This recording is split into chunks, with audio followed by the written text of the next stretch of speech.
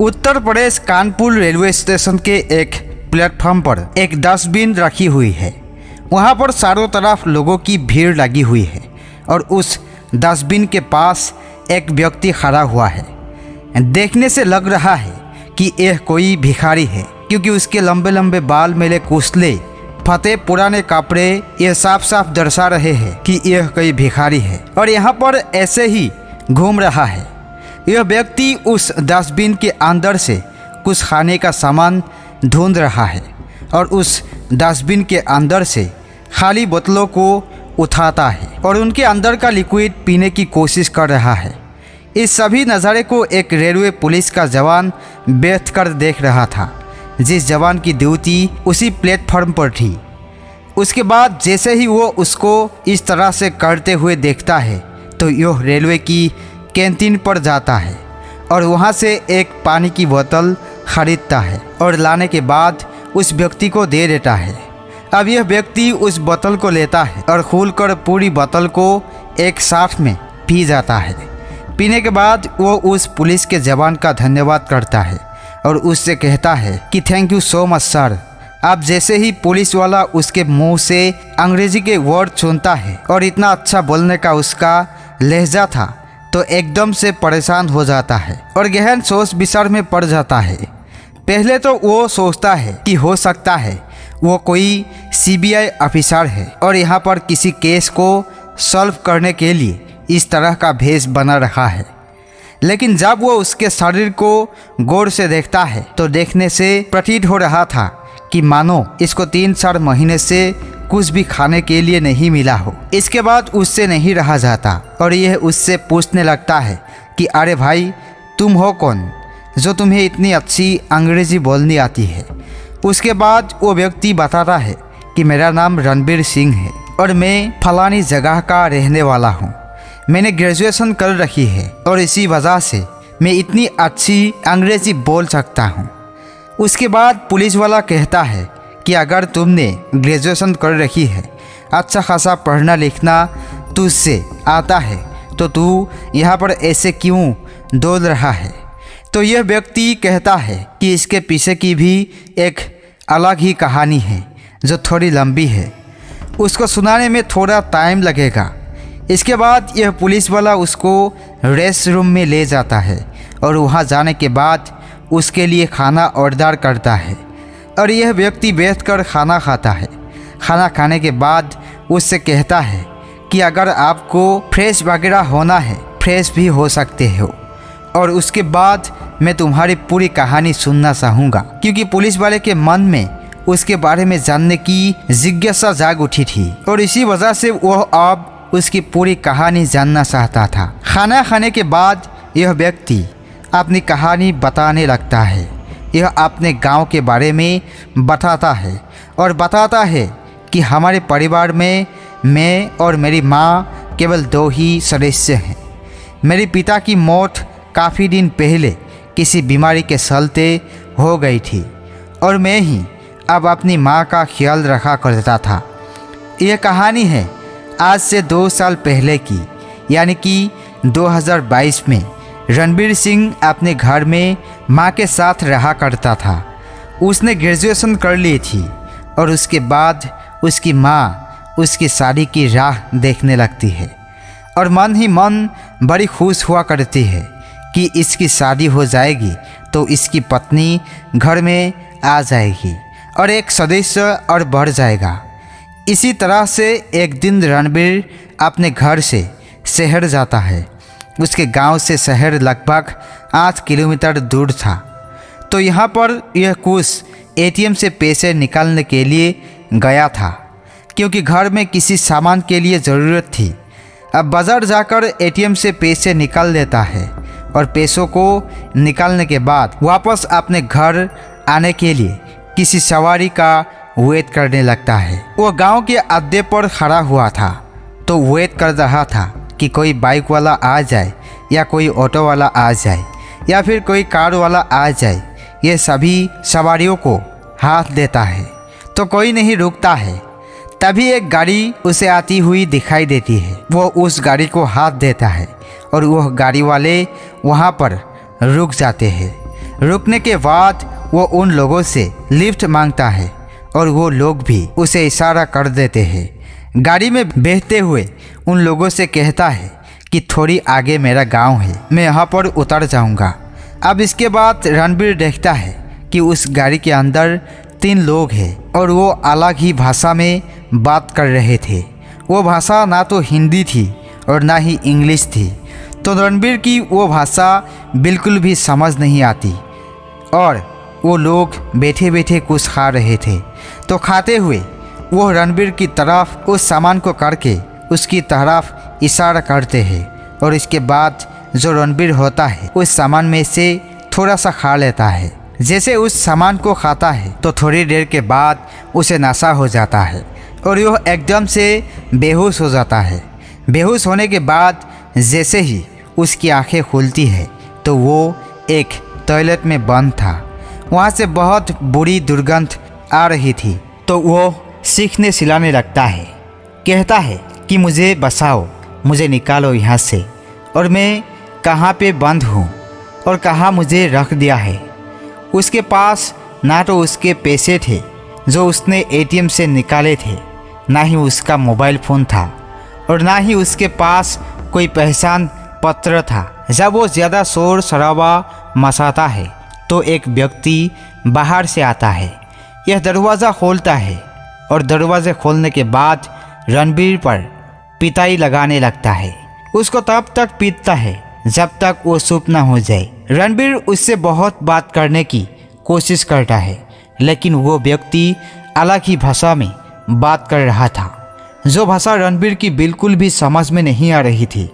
और जब रणबीर बोलने से बंद हो जाता है तो वो व्यक्ति दोबारा से दरवाज़ा बंद करके वहाँ से चला जाता है। अब रणबीर बड़ा ही परेशान हो जाते हैं कि मैं कहाँ हूँ और कौन ये लोग हैं जिनकी भाषा भी मुझे समझ में नहीं आ रही। वो ऐसे असमचम में पड़ा हुआ था, लेकिन तभी एक बार फिर से उसी टॉयलेट का दरवाज़ा खोलता है और खुलने के बाद उस व्यक्ति के हाथ में अब एक इंजेक्शन था।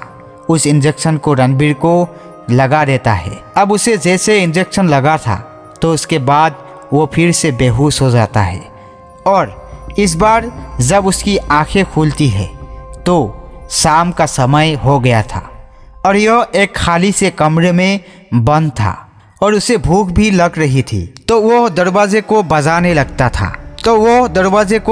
लगता और कहने लगता है कि मुझे भूख लगी है, मुझे खाने के लिए दे दो। तो बाहर जो व्यक्ति जिन्होंने उसे बंद कर रखा था वो एकदम से उस दरवाजे को खोलते हैं और खोलने के बाद उसमें पिटाई लगाने लगते हैं, क्योंकि उन लोगों को भी रणबीर की भाषा बिल्कुल भी समझ में नहीं आ रही थी। अगर वो व्यक्ति भी कुछ उससे कहते थे तो वो चीज़ भी रणबीर की समझ में नहीं आ रही थी। तो उसी वजह से फिर से वो व्यक्ति उस पर पिटाई लगाने लगता है और एक बार फिर से उस व्यक्ति का मुंह सूप कर देता है। अब वो चुपचाप उस कमरे में सेमा सा बैठा रहता है, लेकिन तभी थोड़ी देर बाद फिर से दरवाज़ा खुलता है और इसके खाने के लिए थोड़ा सा खाना आ जाता है। अब रणबीर उस खाने को खाते हैं, लेकिन उसे काफ़ी ज़्यादा डर लग रहा था और वो सोच कर परेशान है कि आखिर में कहाँ हूँ और कहाँ पहुँच गया और कहाँ पर आकर फंस गया हूँ। सारा कुछ उसे सपनों जैसा लग रहा था। लेकिन दोस्तों, जो कुछ भी उसके साथ घट रहा था वो सारा कुछ हकीकत थी। इसके थोड़ी देर बाद एक बार फिर से दरवाज़ा खुलता है और वही व्यक्ति अपने हाथ में एक और इंजेक्शन लेकर उसके पास आता है और उसे नशे का इंजेक्शन लगा देता है। अब रणबीर पूरी तरह से बेहोश हो गया था और बेहोश होने के बाद वह वहीं उसी कमरे में पड़ा रहता है। दूसरे दिन सुबह होते ही सुबह कुछ व्यक्ति वहाँ पर आते हैं और उसे अपने साथ ज़बरदस्ती बिठाकर एक कंस्ट्रक्शन के काम पर ले जाते हैं। वहाँ पर उसके जैसे काफ़ी सारे और लोग भी थे। वहाँ पर जाने के बाद रणबीर को वहाँ पर उनके साथ काम करना पड़ता है और वो लोग उन पर निगाह रखे हुए थे कि कोई भी व्यक्ति इधर से उधर ना चला जाए, क्योंकि वहाँ पर ढेर सारे लोग थे और उन सभी को भी शायद इसी तरह से लाया गया था। धीरे धीरे इसी तरह से समय व्यतीत होने लगता है। दिन के समय में वो उस बिल्डिंग में काम किया करता और शाम के समय में वो लोग उसको उसी कमरे के अंदर लाकर एक इंजेक्शन लगाकर सुला दिया करते। इसी तरह से काम करते हुए उसे लगभग 2 साल हो जाते हैं और 2 साल बाद तक उसके ऊपर जो इंजेक्शन लगाए जा रहे थे उनका असर उसके ऊपर होना कम हो जाता है। इधर जो वो व्यक्ति थे वो भी अब उसको ज़्यादा पिता नहीं करते थे, क्योंकि रणबीर उनके बारे में समझ गया था कि अगर मैं ज़्यादा शोर मचाऊं तो ही ये लोग मुझ पर पिटाई लगाएंगे। अगर मैं चुपचाप इनके हिसाब से चलूँगा तो ये लोग मुझ पर पिटाई नहीं लगाएंगे। तो वो लोग भी रणबीर पर ध्यान देना कम कर देते हैं। और इसी तरह से जब इंजेक्शन का असर होना कम हो गया था तो एक दिन रात को उसकी आंखें खुल जाती है। अब जैसे ही रात को उसकी आंख खुली थी तो वो देखता है कि जिस कमरे के अंदर उसे बंद किया जाता था उस कमरे का दरवाज़ा खुला पड़ा है और वो लोग भी चैन की नींद से सोए हुए हैं। तो इस मौके का फ़ायदा उठाते हुए रणबीर वहाँ से दबे पाँव निकल जाता है, क्योंकि दोस्तों अब उनके पास और भी नए लोग थे जिनके ऊपर वो अच्छी तरह से ध्यान रखा करते थे। और वो लोग सोचते हैं कि अब तो ये हमारे पास ही रहता है, ये यहाँ से भाग कर जाएगा, अभी तो जाएगा कहाँ। तो रणबीर जैसे ही वहाँ से सूतता है तो इधर उधर पागलों की तरह भागने लगता है। लेकिन वो जगह उसके लिए बिल्कुल नई थी, उन जगहों को बिल्कुल भी नहीं पहचानता और कहीं पर भी कई तरह के उसे बोर्ड दिखाई देते हैं, लेकिन उन बोर्ड पर अलग ही कोई लैंग्वेज लिखी हुई थी। धीरे धीरे ऐसे भटकता हुआ वो एक ट्रेन की पटरी पर पहुंच जाता है। अब जैसे उसे ट्रेन की पटरी दिखाई देती है तो रणबीर पढ़ा लिखा तो था ही, तो वो सोचता है कि क्यों ना इस ट्रेन की पटरी के साथ साथ चला जाए, कोई ना कोई स्टेशन होगा और वहाँ से मैं किसी ट्रेन को पकड़कर अपनी एरिया में पहुँच जाऊँगा। उस ट्रेन की पटरी के सारे चलते हुए वो सीधा सामने वाले स्टेशन पर पहुँच जाता है। रेलवे स्टेशन पर जाने के बाद उसे अपने लोकेशन का थोड़ा थोड़ा आभास होने लगता है कि वो इंडिया के किसी दूसरे हिस्से में है, जहाँ पर अलग तरह की लैंग्वेज बोली जाती है और अलग तरह के ही लोग दिखाई देते हैं। इस स्टेशन पर भी उसकी लैंग्वेज समझने वाला कोई भी नहीं था। तो इसके बाद वो तय करता है कि यहाँ से मैं ट्रेन पकड़ूँ और ट्रेन से अपने एरिया में जाने की कोशिश करूँगा। लेकिन समस्या एक और थी, उसके पास एक भी पैसा नहीं था और बिना पैसों के वो रेल की यात्रा कैसे करेगा। लेकिन वो तय करता है कि उसे इस जगह से निकलना होगा, क्योंकि यह जगह उसके लिए बड़ी खतरनाक थी। अगर उन लोगों को पता चल गया कि ये यहाँ से भाग गया है तो उसे ढूंढने के लिए वो इधर उधर ज़रूर आएंगे। अगर दोबारा से वो उनके हाथ लग गया तो इसके साथ क्या क्या होगा इस बात का अंदाज़ा उसे था। तो इसके बाद वो एक ट्रेन में सड़ जाता है और सड़ने के बाद कहीं टॉयलेट में सीपता है, कभी सोतों के नीचे सीपता है और सीपते वो ट्रेन में सफ़र करने लगता है। जब उसे भूख लगा करती तो वो उसी स्टेशन पर उतरकर वहाँ की डस्टबिन में खाना ढूंढकर खा लिया करता। अपने एरिया तक पहुँचने के लिए रास्ता ढूंढा करता। धीरे धीरे ऐसे ही भटकते भटकते हुए कानपुर के रेलवे स्टेशन पर आ जाता है। यहाँ पर आने के बाद उसे बहुत ज़ोरों से भूख लगी थी, तो वो डस्टबिन के पास जाकर उसमें से खाना ढूंढने की कोशिश करता है और उस डस्टबिन के अंदर जो कोल्ड ड्रिंक की बोतलें थी उनको खोलकर उनके अंदर बसी हुई कोल्ड ड्रिंक को पीने की कोशिश करता है। अब जब इस सारी कहानी को जो वो रेलवे का जवान था वो सुनता है तो उसकी आंखें भी नम हो जाती है, क्योंकि जब उसने अपनी पूरी कहानी बताई थी तो उसके साथ हुई जाति का आवाज़ पुलिस वालों को भी हो जाता है। तो वो उससे कहता है कि यह बताओ क्या तुम्हें अपने घर का नंबर याद है? तो वो बताता है कि मेरे घर पर मेरा वाला ही फ़ोन था, लेकिन वो फ़ोन उन लोगों ने मुझसे छीन लिया है। अब उसका नंबर भी मेरी माँ नहीं निकलवा सकती क्योंकि मेरी माँ अनपढ़ है, लेकिन उसे अपने सासा के लड़के का नंबर याद था। तो यह अपने दिमाग पर जोर देता है और जोर देने के बाद वह नंबर उसे याद आ जाता है। अब जो रेलवे पुलिस का वो जवान था वह अपने फ़ोन से उस नंबर को मिलाता है।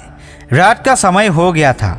रात के समय जैसे रणबीर सिंह के सासा के लड़के गौरव के पास उसका फ़ोन जाता है तो वो उससे फ़ोन पर पूछने लगता है कि इस तरह से एक व्यक्ति है, क्या तुम उसे जानते हो? तो यह बताता है कि हाँ साहब, वो मेरा ही भाई है, लेकिन काफ़ी दिनों पहले वो गायब हो गया था और उसकी गुमशुदगी की रिपोर्ट हमने पुलिस में भी करवाई थी। अब आप उसके बारे में क्यों पूछ रहे हो? तो पुलिस वाला उसे बताता है कि यहाँ पर रेलवे स्टेशन पर हमें एक व्यक्ति मिला है और वो अपने आप को रणबीर सिंह बता रहा है। उसके बाद वो पुलिस वाला उसको फ़ोन देता है, रणबीर सिंह से उसकी बात कराता है। बातें करने से उसकी समझ में नहीं आ रहा था तो जो पुलिस वाला होता है वो उसके फ़ोन पर वीडियो कॉल करता है। वीडियो कॉल होने के बाद जैसे ही दोनों भाई एक दूसरे को देखते हैं तो उसके सासा का लड़का उसको लिए से पहचानने की कोशिश करता है। थोड़ी देर तक गौर से देखने के बाद वो पहचान जाता है और पुलिस वालों को बता देता है कि हाँ साहब, यह मेरा भाई रणबीर सिंह ही है।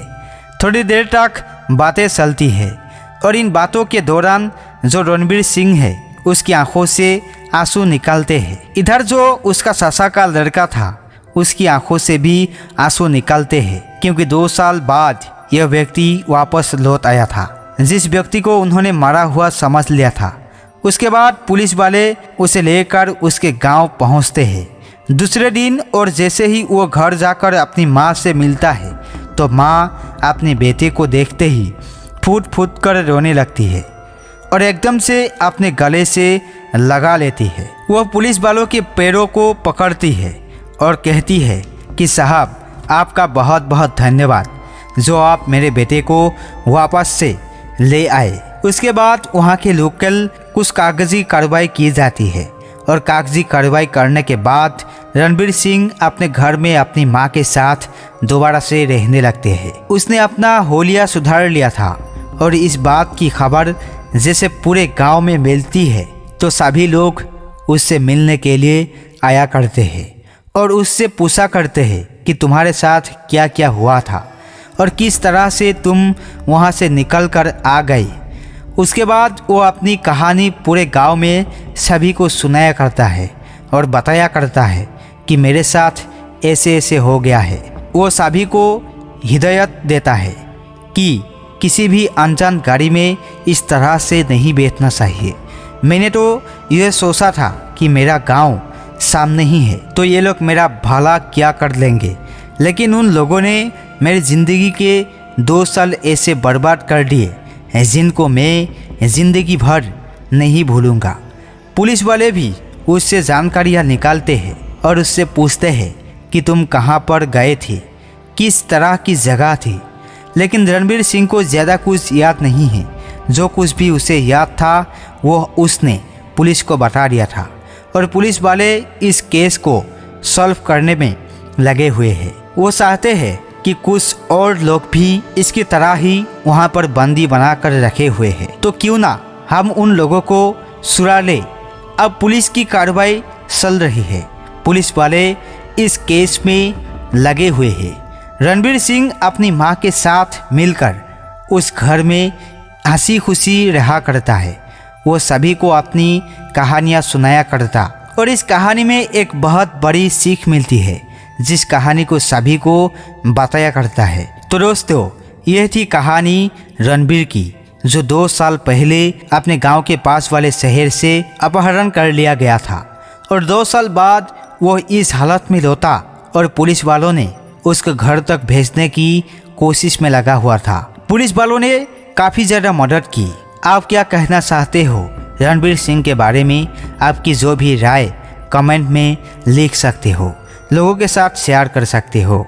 दोस्तों, इन कहानियों को सुनाने का उद्देश्य किसी को परेशान करना बिल्कुल भी नहीं है। ये कहानियाँ आपको इसलिए सुनाई जाती है ताकि आप लोग इन कहानियों में से कुछ ना कुछ सीख सको और अपने जीवन में उस चीज़ को अप्लाई कर सको। जैसे कि इस कहानी में दर्शाया गया है कि किसी भी अनजान व्यक्ति के साथ हमें नहीं बैठना चाहिए। अगर रणवीर सिंह उस व्यक्ति के साथ नहीं बैठता तो आज उसके साथ ऐसा नहीं होता और उसकी ज़िंदगी के 2 साल इस तरह से बर्बाद नहीं होते। बाकी मिलते हैं किसी नेक्स्ट वीडियो में नई टॉपिक के साथ। तब तक के लिए जय हिंद, वंदे मातरम।